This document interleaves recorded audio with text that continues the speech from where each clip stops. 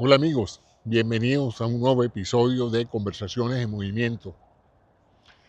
En la tarde de hoy quiero aprovechar la tarde para reflexionar un poco sobre lo que está pasando en muchos países del mundo que tiene que ver con la visión autocrática del poder. Y quería pues expresar mis opiniones con respecto a esta tendencia que parece que se está dando con bastante frecuencia en varios países a raíz de la pandemia y que tiene que ver con un liderazgo basado en un populismo, si se quiere, irracional. Entonces, eso me obliga a definir el populismo racional. Populismo racional lo entiendo yo como la necesidad de ser electo a un cargo público ofreciendo cosas que el pueblo quiera, que el pueblo necesite, que el pueblo desee, ¿no? Y en ese sentido, pues cualquier líder político que comprenda la realidad de su pueblo, las necesidades de su pueblo, está en mejor posición de identificar esas necesidades y de configurar un plan de gobierno que satisfaga esas necesidades de la población. Y ofrecer y ofrecer a cambio del voto. Tú votas por mí y yo hago una gestión que satisfaga tus expectativas. Hasta ese momento, pues no hay nada irracional en esa propuesta. Al fin y al cabo, de eso se trata la democracia, de elegir gobernantes que sirvan al pueblo. El problema es cuando la decisión que toma el ciudadano es producto de la desinformación. Es decir, el ciudadano no está muy claro de qué es lo que se le está ofreciendo, ni muy claro de cuáles son los verdaderos problemas y cómo solucionarlos. Y en ese sentido empieza entonces el populismo irracional. Y es irracional porque no pasa por los planteamientos que hace el político, no pasan por la corteza frontal, que es la inteligente, la lenta, la que analiza, la que coteja, la que revisa, la que tiene sentido crítico. Es la parte inteligente con la cual nosotros analizamos las cosas. Sino que va directo al sistema límbico. Ya me han oído hablar varias veces de esto, de cómo nosotros tenemos un cerebro emocional que es reactivo, que no piensa mucho, sino que actúa. De tal manera de que el populismo irracional es ese que está destinado a apelar no al raciocinio de los votantes, sino a las emociones de los votantes. Y en ese sentido, como no se trata de que los votantes analicen muy bien lo que se les está proponiendo, sino que los votantes se emocionen, se contagien y se dediquen a disfrutar de ese efecto seductor de un mensaje emocionante, hace entonces posible que el candidato tenga el favoritismo de la gente sin que la gente entienda muy bien los compromisos y la dificultad de lo que se les está prometiendo, ¿no? En estos casos, pues las mentiras y las ofertas extraordinarias son muy frecuentes.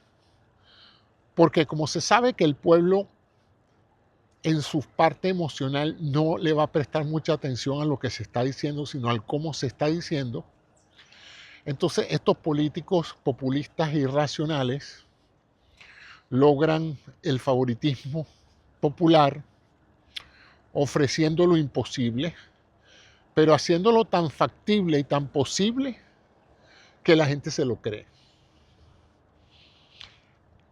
Si esto se une a una personalidad carismática, es una persona que sea buena entregando el mensaje en la manera más simple y sin necesidad de mayores interpretaciones, sino que la gente lo escucha y se emociona y no sabe lo que le están diciendo, pero no importa lo que diga, esa persona es con la que yo siento que estoy representado.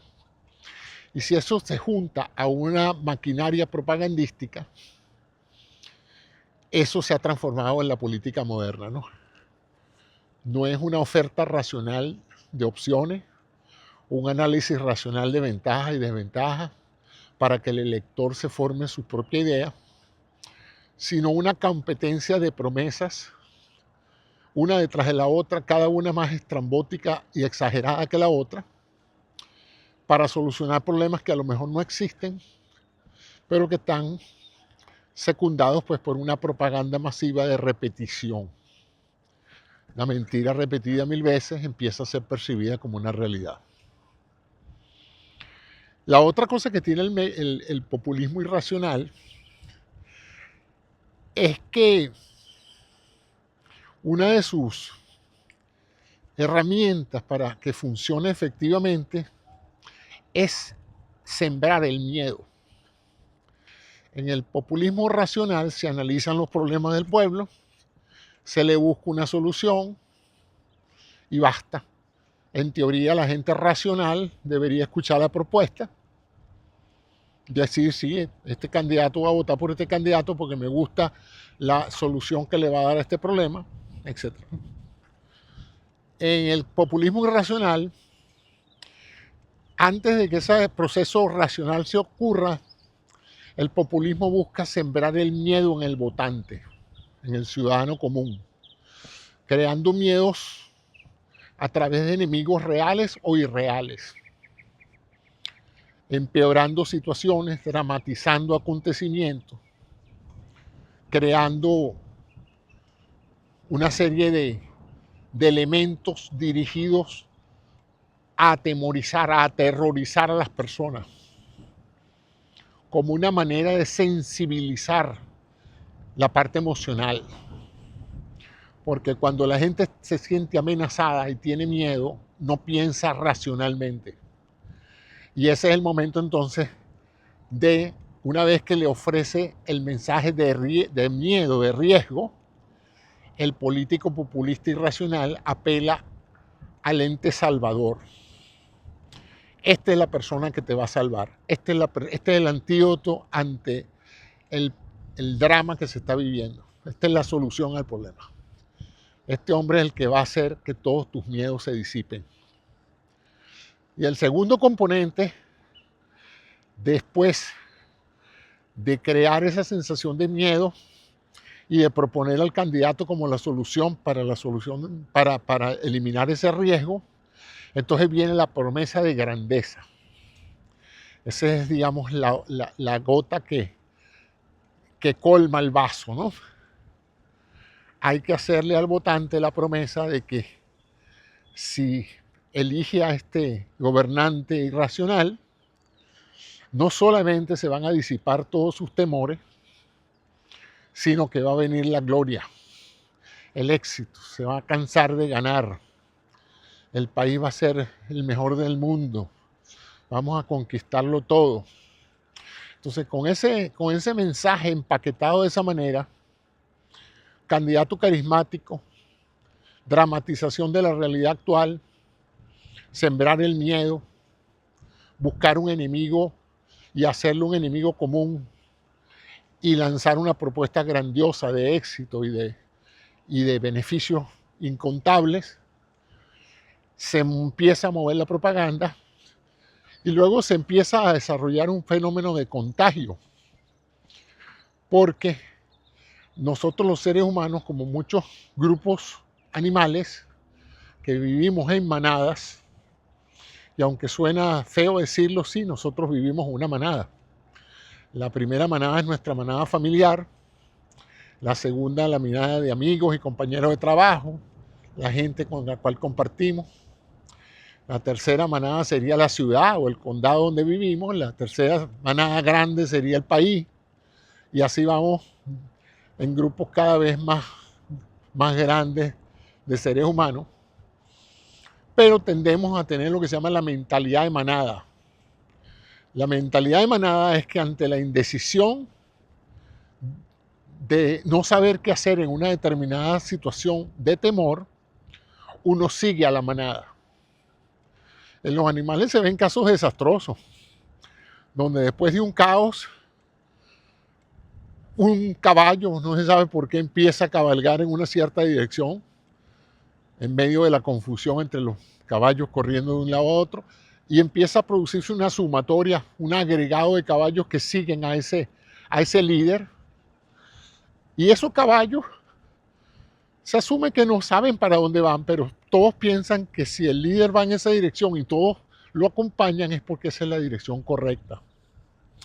Y entonces todos se van sumando y se produce un fenómeno interesante, que es esa mentalidad de manada, que es que dejamos de ser individuos para comportarnos como grupos completos en una sola dirección.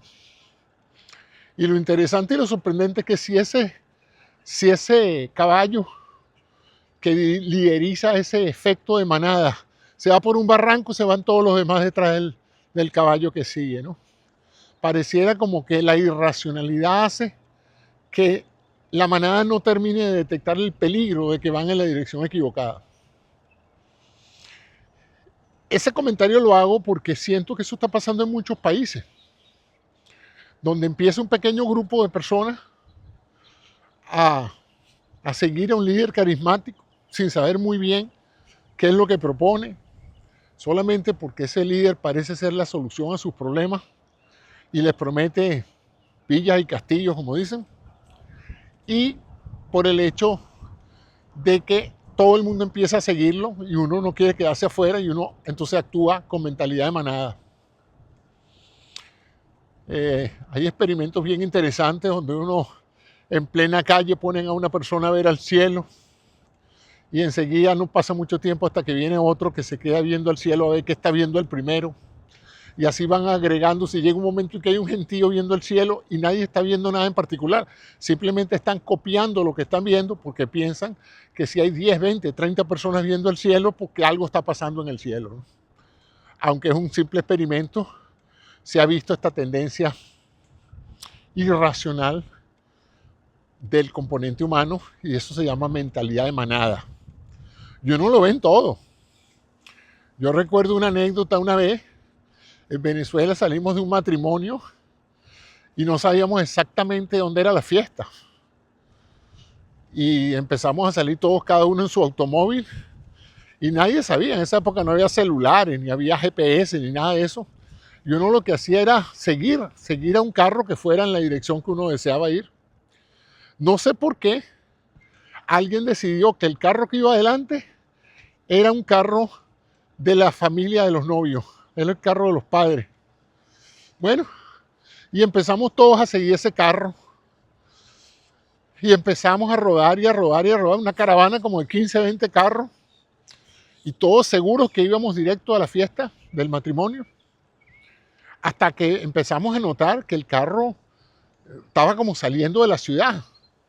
Y los que no sabíamos dónde era, empezamos a pensar, pero, y esta fiesta es tan lejos de la iglesia. Hasta que por fin el carro vino y se estacionó. Y entonces los que veníamos atrás empezamos a pararnos y a preguntar qué pasó. Y el Señor nos dijo, no sé, usted no va para la fiesta. ¿Cuál fiesta? Pues yo no iba para ninguna fiesta. Pero alguien decidió eso y todos seguimos el comportamiento de manada. Pues. El carro que venía detrás de mí pensó que yo sí sabía. Y yo pensé que el carro de adelante mío también sabía, y bueno, y así nos desviamos muchísimo de la dirección por estar siguiendo una persona que no iba para el matrimonio, para la fiesta del matrimonio. Eso es una anécdota que fue mi primera experiencia de cómo uno a veces no usa la parte racional del cerebro, sino que se deja llevar por la parte más fácil. Lo que llama David Hahnemann, un psicólogo premio Nobel de economía, por cierto, israelí, brillante, que escribió un libro que se llama Pensando rápido y pensando lento, se llama el libro, Thinking Fast, Thinking Slow, donde habla pues de esa duplicidad, de cómo el cerebro tiene dos formas de analizar la realidad, una a través de una forma lenta, mesurada y racional, y una forma muy rápida, muy, muy responsiva, que produce respuestas rápidas, pero que se equivoca con mucha facilidad. Muchos lo llaman la intuición. Entonces, ¿qué pasa? Que a la intuición a veces lo engaña a uno. En ese caso, la intuición del segundo carro, que pensaba que el primero iba para la fiesta, pues se engañó él y con él nos engañamos todos los que veníamos atrás. Entonces eso pasa en política, que una vez que uno llega a una cierta masa crítica, si usted no sabe muy bien por quién va a votar, usted vota por donde vaya la mayoría, ¿no?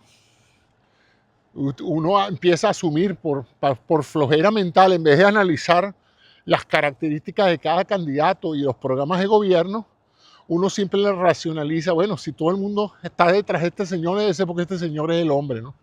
O la mujer. Entonces, eso es un factor clásico en todo lo que está pasando con este populismo irracional. Y digo irracional porque en teoría, el candidato populista debió haber ganado las elecciones porque ofreció muchas ventajas para la mayoría de las personas que votaron por él. Entonces, verlo que después de ganar no respeta para nada el poder que ha recibido y lo usa para sus fines personales, para su enriquecimiento personal, para enriquecer a sus amigos y a sus socios, no pareciera que represente un beneficio para la gente. El problema es que cuando la gente se da cuenta de eso, ya es muy tarde. Ya endosó el poder político del voto popular y se lo endosó a otro. Además de eso, hay otro factor que está afectando mucho a las democracias, que es la influencia del dinero en la democracia. El dinero lo influye todo. Vamos a no engañarnos aquí. Todo está influido por el dinero. Pero tradicionalmente, o en lo que se llamaría la ortodoxia democrática, la gente debería votar por sus intereses. Debería votar a favor del candidato que mejor representa tus intereses. El problema es cómo llega ese mensaje. ¿Cómo hacemos que la gente entienda primero qué se le está ofreciendo? ¿Cuál es la factibilidad de que lo que se le está ofreciendo se haga? ¿Qué capacidades tiene el candidato y su equipo de gobierno para realizar lo que está prometiendo?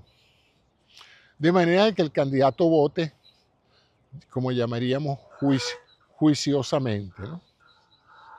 Debería votar juiciosamente. Ya vamos a poner los lentes porque hace mucho sol.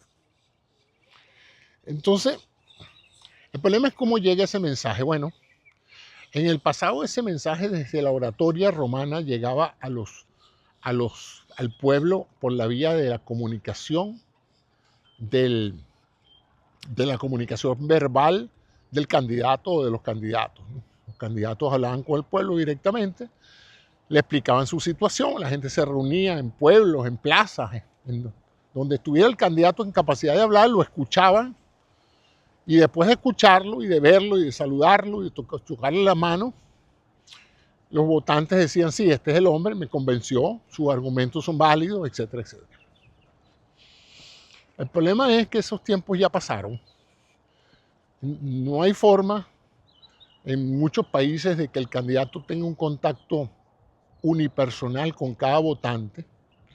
Por lo tanto, se depende de los medios de comunicación masiva, de que el mensaje vaya a través de los medios radiofónicos, como se dice. Es decir, la radio y la televisión. Y desde hace unos 20 años a través de las redes sociales, ¿no? Los radiofónicos son lo que llaman broadcasting.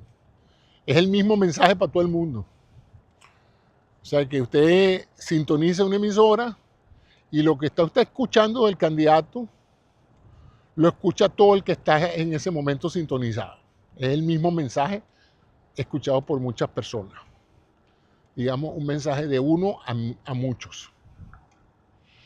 Pero con las redes sociales se ha creado el mecanismo para que muchos mensajes lleguen a muchas personas por canales diferentes. Es decir, El mensaje que usted está recibiendo por WhatsApp o por su Facebook o por su YouTube o por donde usted lo esté recibiendo, es un mensaje que casi viene hecho particularmente para usted o para gente de donde usted vive. Eso le da un gran impacto a llegar con el mensaje a las personas. Porque podemos entonces ahora elaborar varios mensajes para diferentes grupos étnicos, raciales, religiosos, etc. Un mensaje para cada uno y cada uno va a ver o va a saber del candidato lo que el candidato quiere que sepan de él en cada grupo. Entonces, si usted es un empresario, el mensaje que usted recibe es un mensaje del candidato para empresarios, para usted, que le interesan sus millones y sus impuestos. Pero si usted es pobre y necesita ayuda del Estado, usted va a recibir un mensaje diferente. Y si usted es conservador, usted va a recibir un mensaje diferente. Y si es liberal, va a recibir un mensaje diferente, etcétera, etcétera. Eso se llama granularidad. Toda esta maravilla del mercadeo moderno, de marcas, de productos y ahora de candidatos, hace algo fascinante.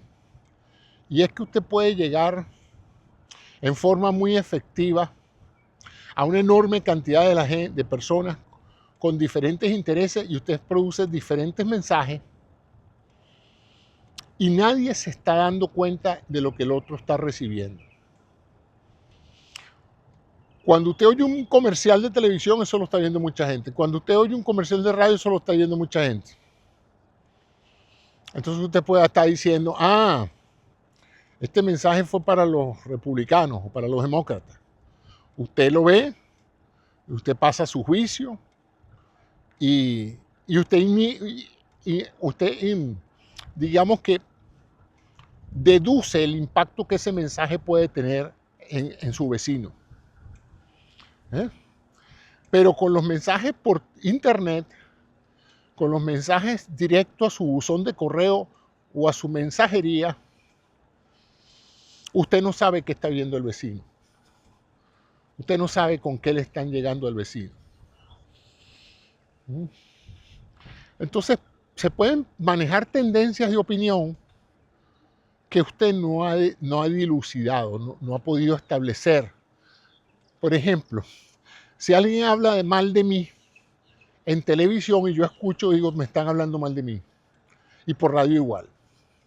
Pero si ustedes empiezan a mandar mensajes hablando mal de mí, y yo nunca he visto uno de esos mensajes, para mí es muy difícil saber que hay una cantidad de gente que me detesta, que no me soporta, debido a esos mensajes.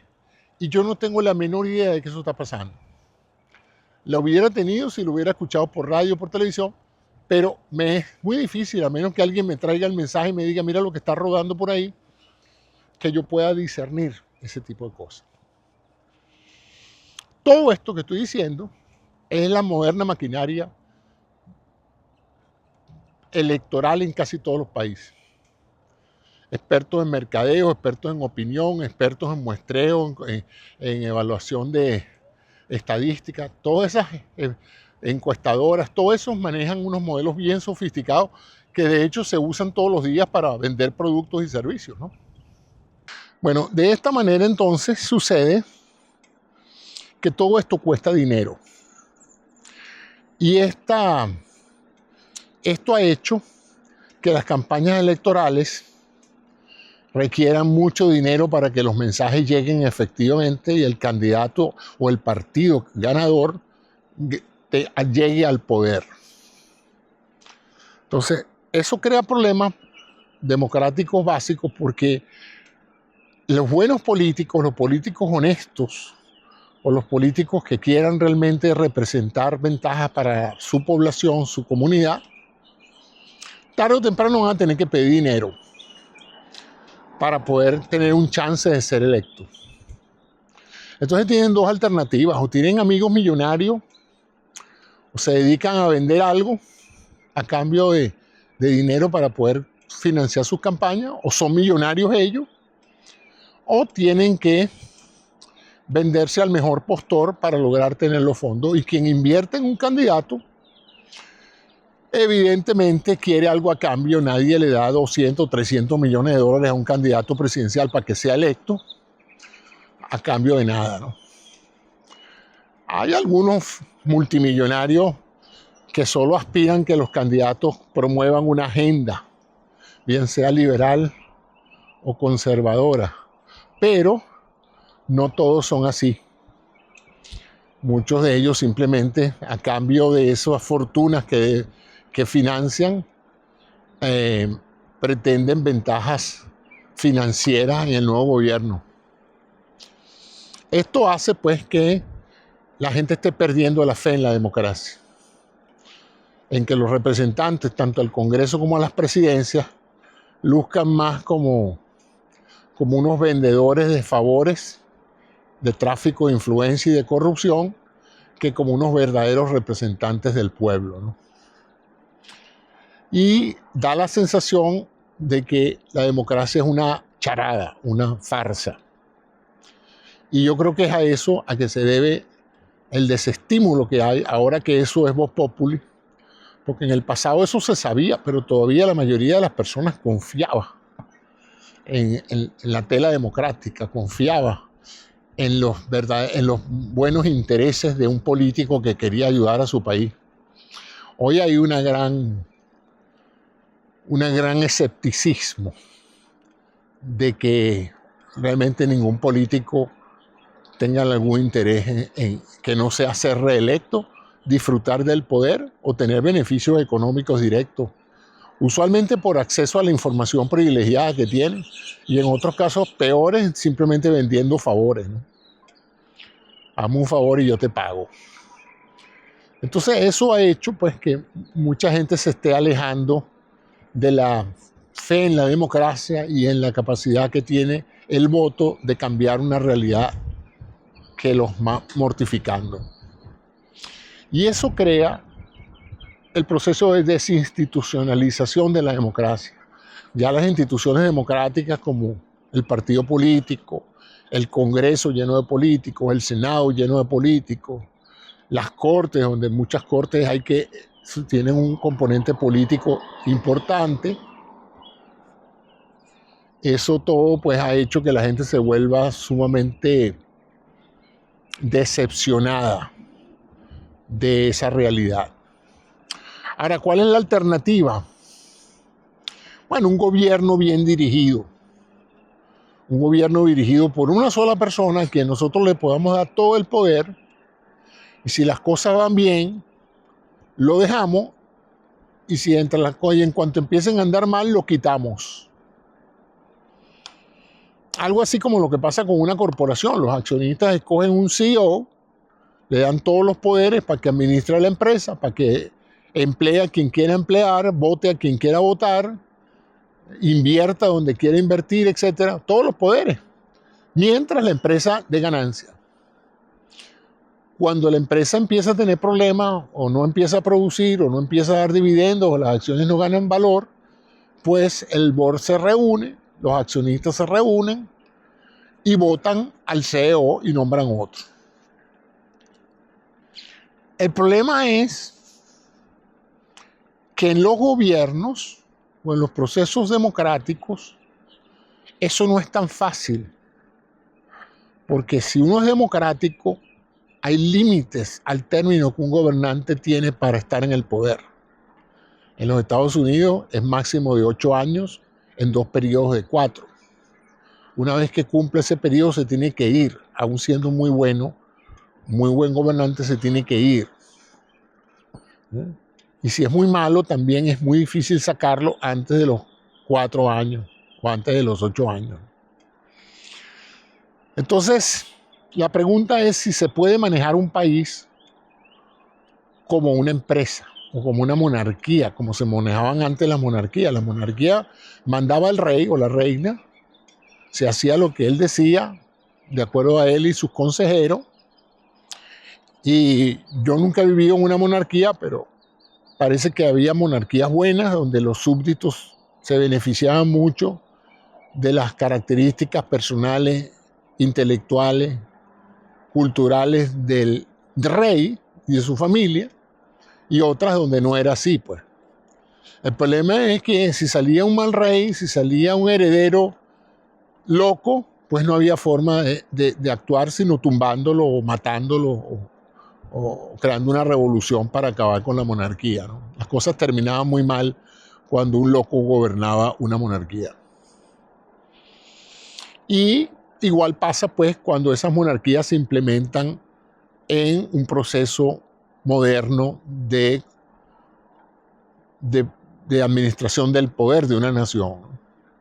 Y es que, como dicen, cuando la gente se perpetúa en el poder, no solamente es malo porque se perpetúan, sino porque se acostumbra y crea una estructura precisamente para que nadie lo pueda cambiar, nadie lo pueda sacar de allí.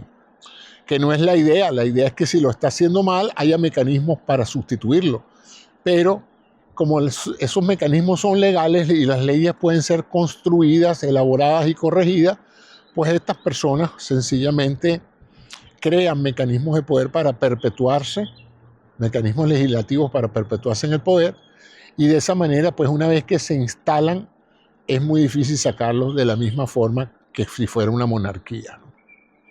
Así es que con todos los defectos que tiene la democracia, de tener ese proceso de elecciones cada cierto tiempo y de políticos inescrupulosos y corruptos, hay la ventaja de que después de cierto tiempo tiene que haber una nueva oferta de poder y el pueblo en teoría debería ser capaz de dilucidar esa oferta y de votar en consecuencia.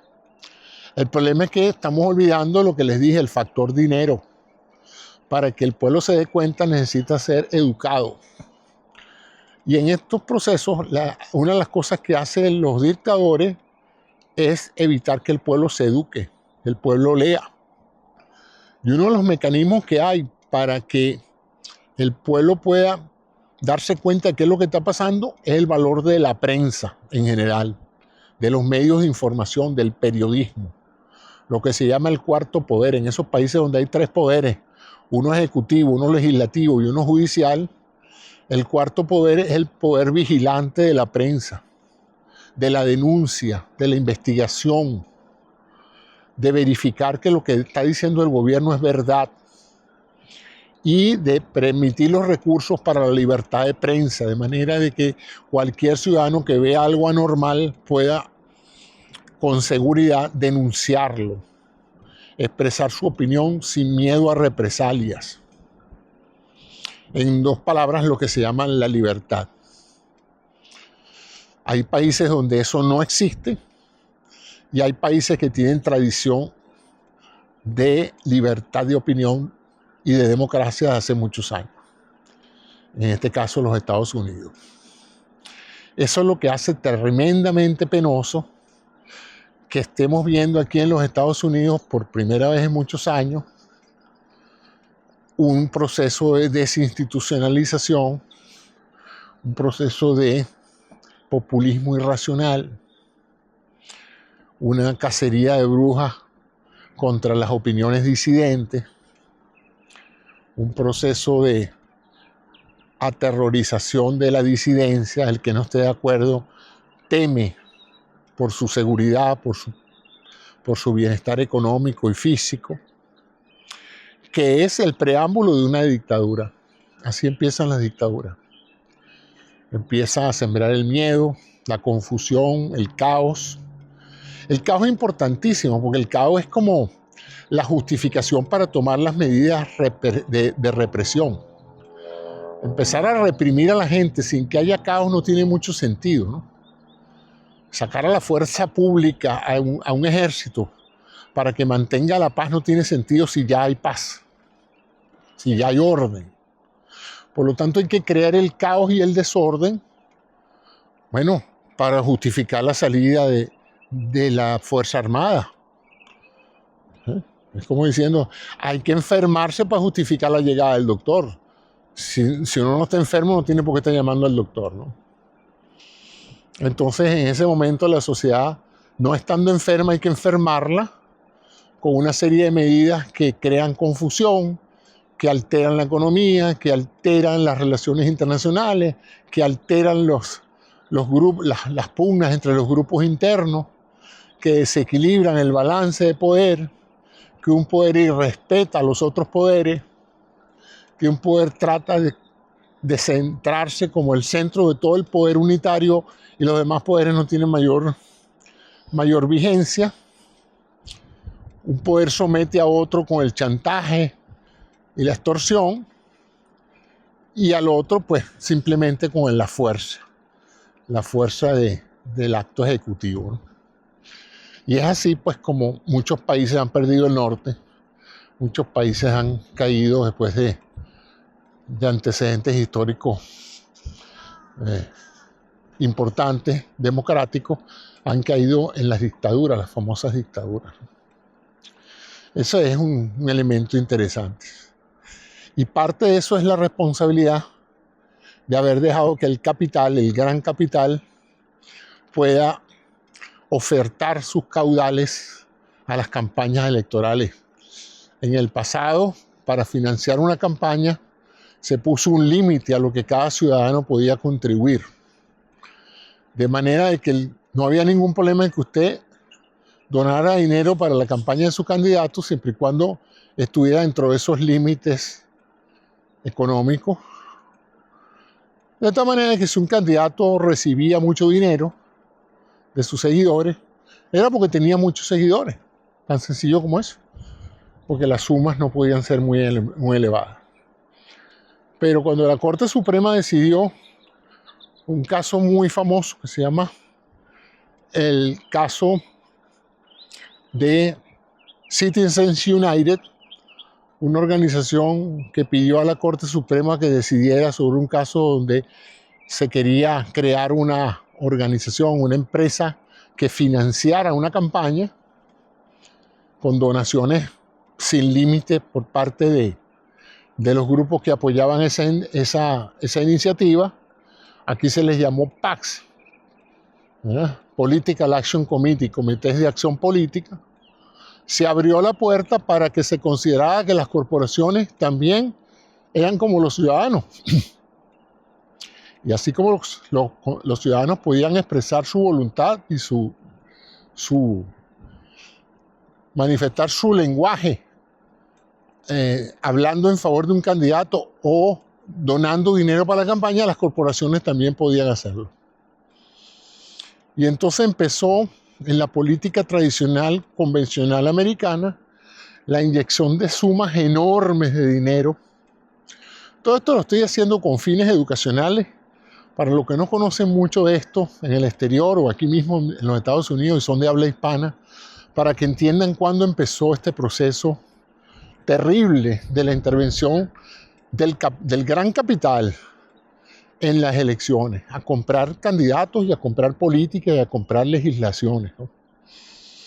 Y eso le ha hecho mucho daño a la democracia y lo estamos viendo ahorita, donde estamos viendo la presencia de una oligarquía emergente que ha encontrado en el candidato el personaje perfecto para donarle dinero, apoyarlo y construir un marco legislativo y funcional que les permita multiplicar sus ganancias corporativas y personales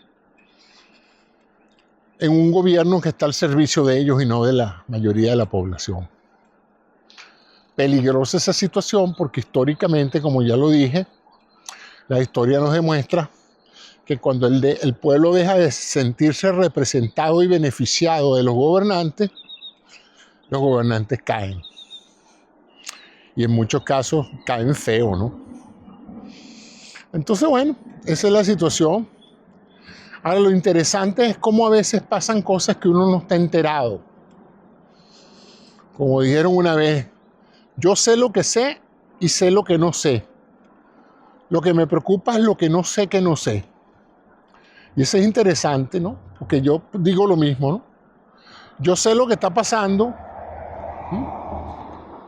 Y sé lo que no sé de lo que está pasando económicamente.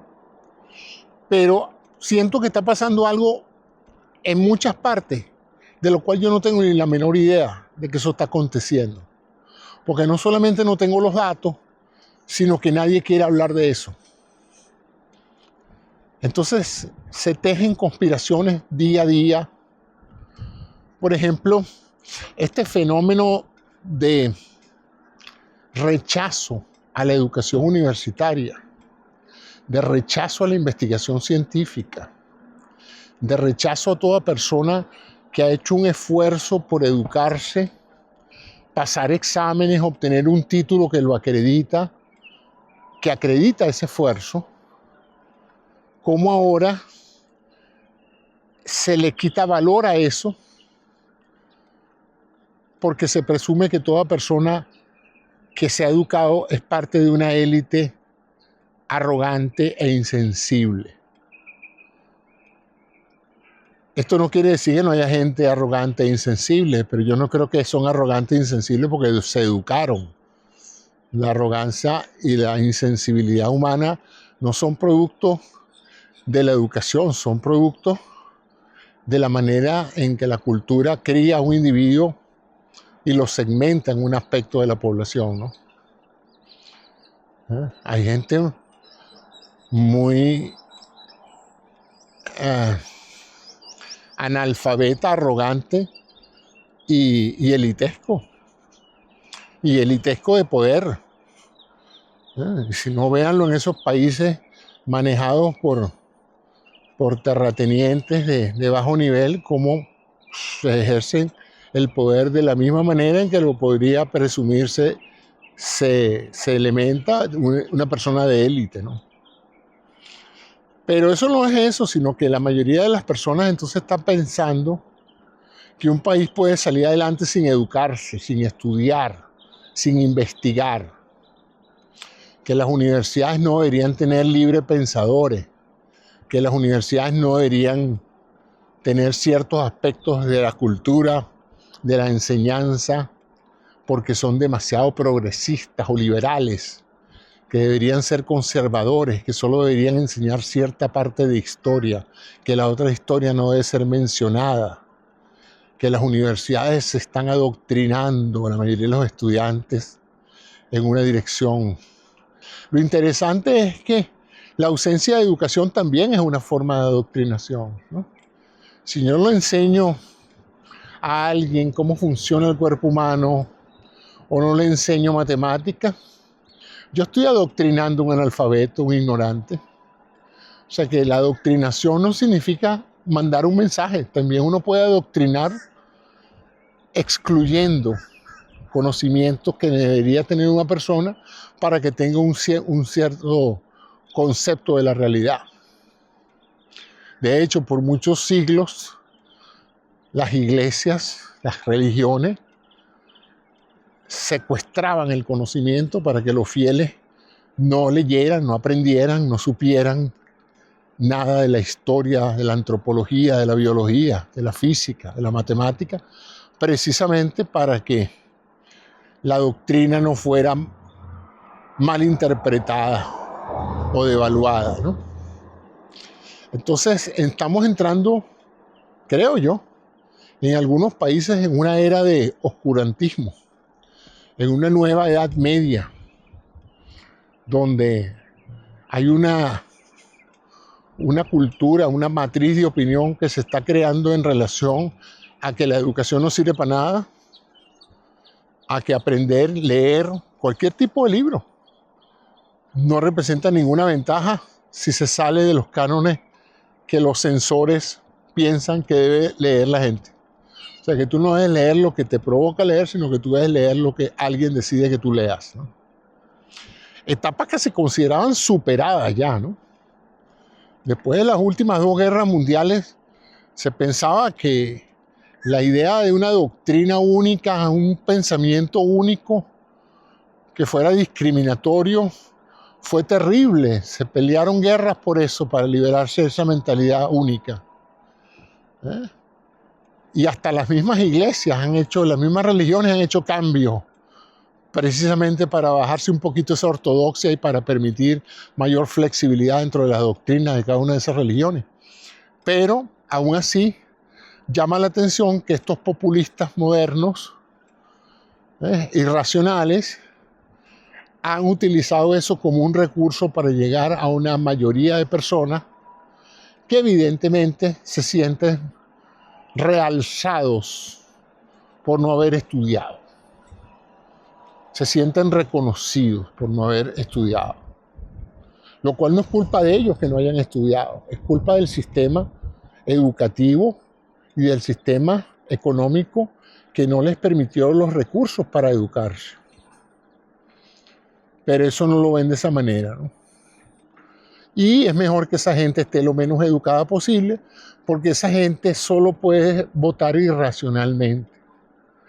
No pueden votar racionalmente porque no, para tú razonar, tú necesitas tener un cerebro que haya pasado por algún tipo de proceso educativo, que haya aprendido matemáticas, que haya aprendido conocimientos que te permitan tener sentido crítico, tener sentido común, cultura, entender que hay otros pueblos, otras lenguas, otros hábitos, otros sistemas, aprender historia, para que no cometas los mismos errores, para que sepas que eso que estás viendo ahora ya pasó antes. Y eso que se te está ocurriendo, que es una buena idea, no fue una buena idea antes. Y terminó siendo fatal. La idea de empoderar a un hombre para que lo rija todo, eso terminó siendo fatal. Entonces, por eso es que es importante. Claro, para los que quieren domesticar a las personas y abusar del poder, eso es preocupante, tener una población crítica, una población lógica, una población educada. Por lo tanto, se van a hacer todos los esfuerzos para que ese personal se eduque. Estamos llegando a extremos de populismo que el otro día escuché a un político celebrar que él había quitado el requisito de haber ido a la universidad para trabajos en el sector público. Y me pregunté, caramba, espérate un segundito. Los trabajos en casi todos los sistemas burocráticos públicos son trabajos buenos, porque aunque no son muy bien pagados, son trabajos donde sin haber la presión del lucro, son trabajos bastante constantes. Cuando tú entras en cualquier servicio de gobierno, sea británico, francés, alemán, estadounidense o japonés, y tú pasas los exámenes de admisión y tú eres admitido como un servidor público, tú tienes una serie de cosas que te protegen. Esas cosas se han metido allí en las leyes para que cada vez que venga un político no te vote para meter su gente, sino para que tú tengas cierta estabilidad laboral. Los sueldos típicamente no son comparables con los de la empresa privada, porque como no hay lucro, no hay dinero para darte el sueldo que a lo mejor tú sí te mereces. Pero la gente cambia esa productividad económica por la seguridad de que van a poder pasar la vida en esa organización, van a poder jubilarse con una buena pensión y no van a tener que preocuparse por su estabilidad y su crecimiento económico. Esa es la apuesta. Requisito, tienes que prepararte, tienes que estudiar, tienes que calificarte, tienes que demostrar tus habilidades. No puede ser que tú vas a pretender ocupar un puesto profesional donde tienes que manejar computadoras, donde tienes que manejar una serie de cosas y tú vas a competir con gente que ha hecho ese esfuerzo, que se ha entrenado y ellos van a tener que competir contigo que tú no te has entrenado. No has pasado 4 años pasando exámenes, etcétera, etcétera. Entonces, históricamente los países que han prosperado son aquellos países que exigen que sus ciudadanos se eduquen y se entrenen. Entonces, ¿cómo es posible que ahora para que vote un gentío que nunca va a aspirar o nunca ha podido aspirar a tener la educación superior, entren con la educación que tengan, con una educación secundaria básica? ¿Cuál es el propósito ese? Bueno, es que hay gente que no ha podido ir a la universidad porque la universidad es muy costosa. Ah, exactamente, ese es el problema. El problema no es que entren sin educación, el problema es hacer la educación más accesible para que cualquier persona pobre pueda educarse y calificarse para optar por un buen empleo. Pero en este país la educación se transformó en un negocio muy lucrativo, extremadamente costoso. Son universidades millonarias que tienen fondos extraordinarios, instalaciones de primera, atraen personal educativo de gran valor, pero todo eso cuesta. Y se ha deteriorado, en algunos casos, no en todos, la universidad pública gratuita. Ha ido desapareciendo. Ahorita hasta las universidades públicas son costosas para mucha gente, ¿no? Pero lo más interesante y lo más preocupante para mí es esa tendencia de creer que, mira, da lo mismo una persona que pasó por una carrera universitaria, que salió de sexto grado y que tiene varios años limpiando ductos de aire acondicionado, parando carros, que no hay nada malo en esos empleos, ojo, que no hay nada malo en esos empleos, pero yo no creo que esos empleos califican a nadie para ciertos tipos de empleos profesionales en organizaciones donde la toma de decisiones es importante. Para nada, porque en muchos aspectos la inteligencia artificial, que viene ya como un tren a reemplazar una enorme cantidad de profesiones y de cargos donde la gente tiene que tomar decisiones, va a crear una disminución importante del mercado de trabajo. Va a crear muchos nuevos empleos, de eso no cabe la menor duda, pero yo creo que la tasa de crecimiento de empleo generada por la inteligencia artificial no va a ser nunca la tasa de desempleo que esa misma inteligencia está creando. Porque si no, las empresas no tuvieran ningún interés en aplicar la inteligencia artificial si van a gastar ese dineral en inteligencia artificial para tener los mismos empleados. O sea que necesariamente la ecuación no da. Si meten inteligencia artificial es porque ayuda al rendimiento y la productividad y reduce los costos. Y la única manera de reducir los costos de muchas empresas es básicamente salir del personal. En muchos casos la nómina es la parte más costosa de muchas empresas. Entonces, bueno, esas son algunas reflexiones y ahora que estoy llegando a los 52 minutos de estar hablando, mis disculpas porque la primera parte no activé la cámara de video, cosa que se me pasa con frecuencia porque ya yo me concentro tanto en lo que quiero hablar que se me olvidan esos detalles técnicos. Entonces a veces, ya me ha pasado varias veces, ustedes se habrán dado cuenta de que hay segmentos de video donde yo aparezco moviendo los labios y el audio es otro. Cuando lo vean así, digan, Cisneros se equivocó y se le olvidó poner la cámara y ahora está rellenándonos con imágenes. Pero yo sigo confiando en que a ustedes lo que les importa es lo que yo les digo, no lo que ustedes ven. Porque ya deben estar medio aburridos de ver siempre la misma vueltica, las mismas casas y la misma cara. Así es que lo más importante son las reflexiones que estoy haciendo y déjenme sus comentarios. ¿Ustedes creen que un país, una sociedad, una ciudad mejora con gente que no se educa y que no se entrena? Que igualando los accesos al trabajo a personas que han tenido una educación universitaria, a personas que no las han tenido, eso no es un pañito temporal para resolver una frustración en un grupo humano, cuando lo que se debería hacer es crear nuevas instituciones con nuevos programas de estudio que traten en lo posible de preparar a esa masa que no ha ido a la universidad, bien sea con escuelas artesanales, con escuelas de oficio. Algo hay que educar a esas personas para que tengan un empleo decente. Pero no decirle a la gente que ir a la tercera escolaridad, que es la universitaria, sea técnica o profesional, no vale la pena. Entonces vamos a crear un país de artesanos y la alta tecnología se va a ir a otros países, porque en otros países sí están haciendo las universidades gratuitas, sí se están concentrando en las carreras técnicas, sí están calificando personas en destrezas sofisticadas y complejas, precisamente para ganar este maratón tecnológico en que estamos metidos ahora. Si nosotros no hacemos un empuje por mejorar la educación de las personas, entonces vamos a no tener futuro. Nuestras generaciones se van a ir quedando atrás mientras nosotros nos regocijamos con estar leyendo los libros que los censuradores nos ofrecen y refugiados en la religión como único recurso para la competencia. Es un problema grave. En estos momentos, otros países se nos están yendo adelante con mejores sistemas educativos.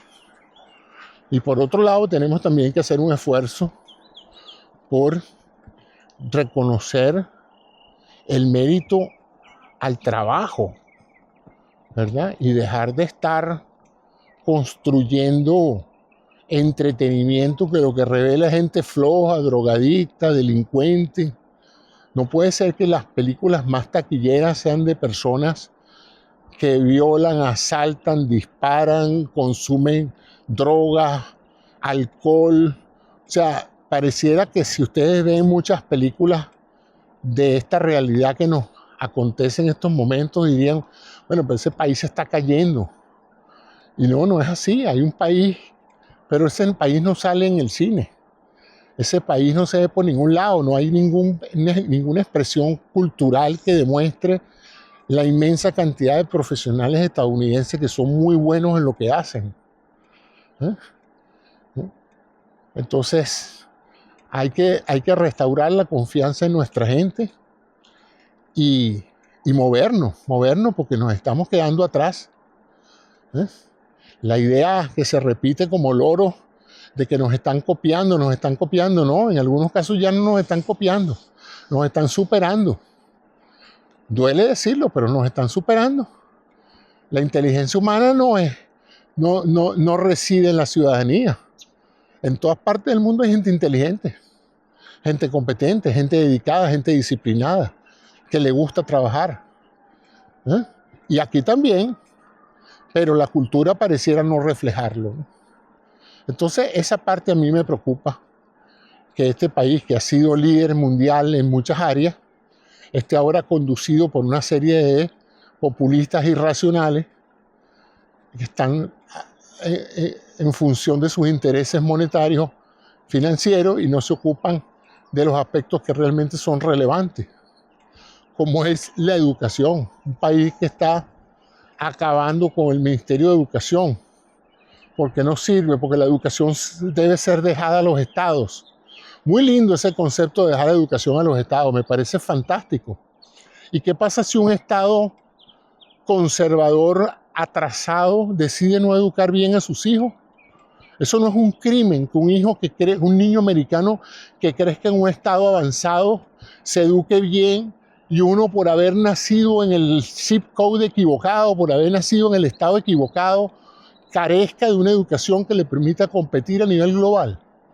Aquí a la gente no le preocupa eso de que cada estado decida su educación. Una muestra buena de libertad entre comillas. Pero ¿qué pasa si un distrito escolar decide que los muchachos no estudian más nunca matemáticas? Que lo que deben hacer es estudios bíblicos constantes. ¿Ustedes creen que este país va a poder competir con expertos en escritura bíblica? No. La vida moderna requiere ciencia, tecnología, matemática, física, química, mecánica cuántica, robótica, inteligencia artificial. Nuestro futuro depende de eso, el futuro de la humanidad depende de esas tecnologías. Está muy bien la parte espiritual, pero usted no puede reemplazar la ciencia, el conocimiento científico con factores que atrasan a los pueblos, que los han atrasado. Ya eso ha pasado antes, de nuevo. Esa situación ya ha pasado antes. Países que se refugiaron, abandonaron la ciencia y la tecnología después de haber sido pilares fundamentales del desarrollo intelectual humano. Un buen día dejaron de investigar, dejaron de educarse bien, se dedicaron a los ritos religiosos y se quedaron atrás.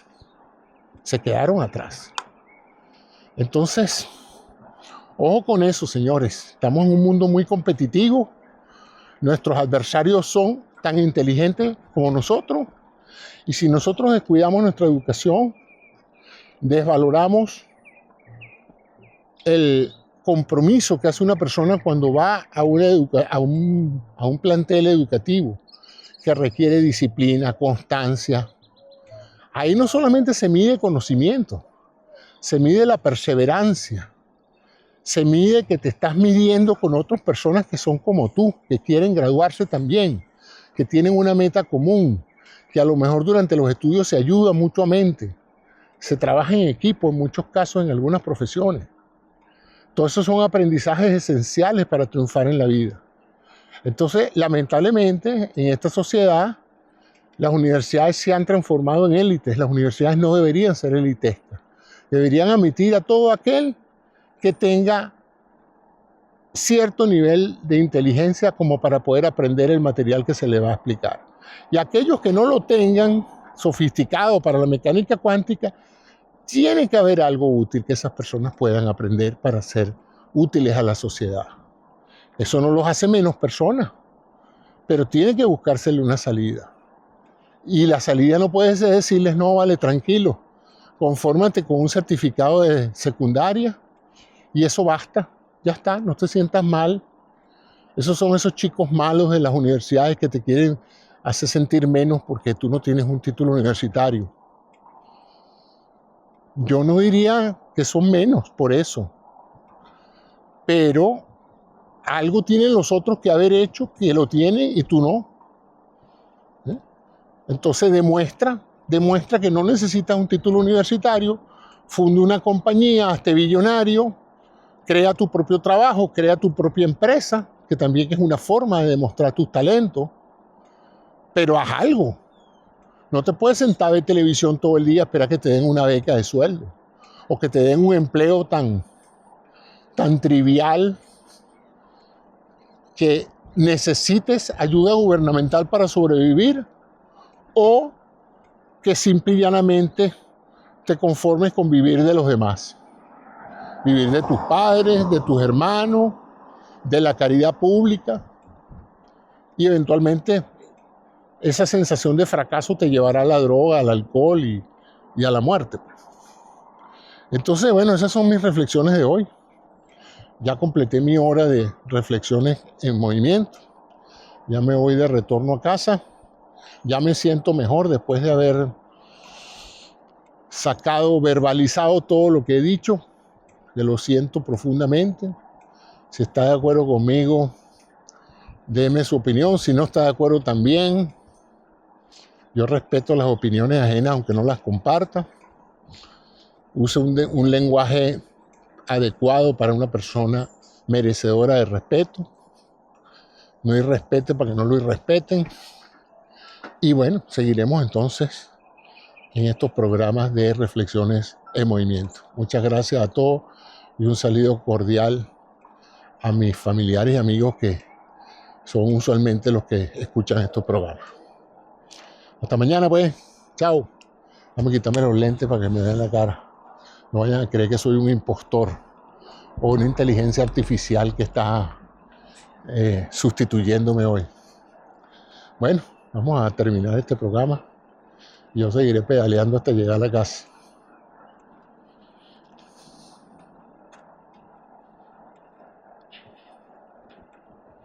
Está bella la tarde. Son las 6:36 de la tarde de un 18 de marzo, día martes. Martes ni te cases ni te embarques, decían en mi infancia.